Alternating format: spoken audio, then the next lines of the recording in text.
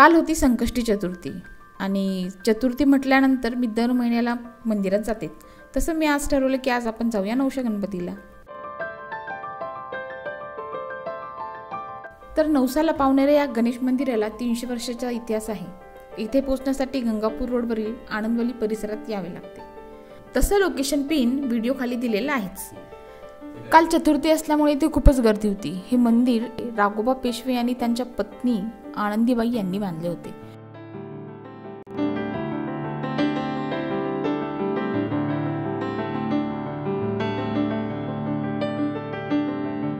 इथे एंट्री केल्या केल्या तुम्हाला खूप दुकानं दिसतील.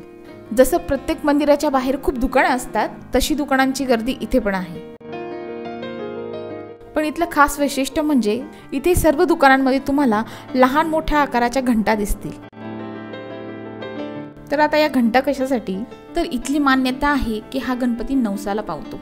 त्याच्यामुळेच जी कोणी व्यक्ती येऊन या ठिकाणी त्यांचा नवस बोलते आणि तो नवस पूर्ण होतो.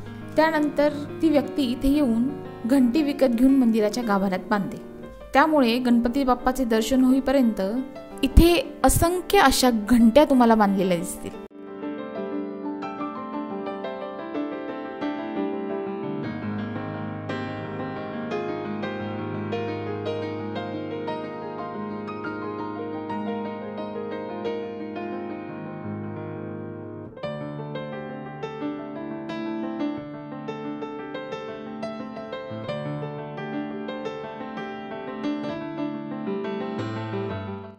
मंदिराच्या मुख्य गाभाऱ्यामध्ये जाण्यासाठी तुम्हाला थोडं वाकावं लागेल, कारण मंदिर जुनं असल्या कारणाने दरवाजा लहान आहे.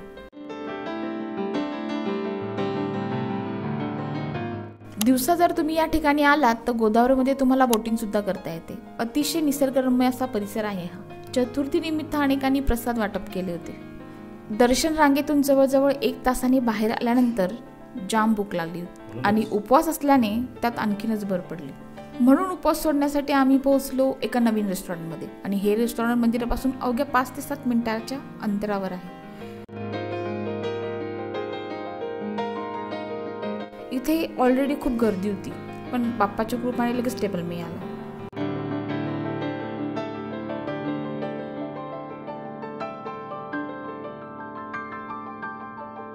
आणि इथे येण्याचे मूळ कारण म्हणजे आजच्या मेनूमध्ये असलेला माझा आवडता पदार्थ, तो म्हणजे आमरस. मोठी थाळी आली, त्यात वेगवेगळ्या भाज्या, सलाड, गोड पदार्थ, पापड, चपाती, भाकरी, चटण्या बघूनच पोट भरलं. आणि हे सर्व अनलिमिटेड आहे बरं का. नवशा गणपतीला भेट दिली तर इथे सुद्धा नक्की या. थाळीचा रेट सुद्धा रिझनेबल आहे. होप तुम्हाला हा व्हिडिओ आवडला असेल. व्हिडिओला लाईक करा आणि गुड्डीच्या फूड मॅपमधला पुढचा स्टॉप बघण्यासाठी चॅनलला जरूर सबस्क्राईब करा.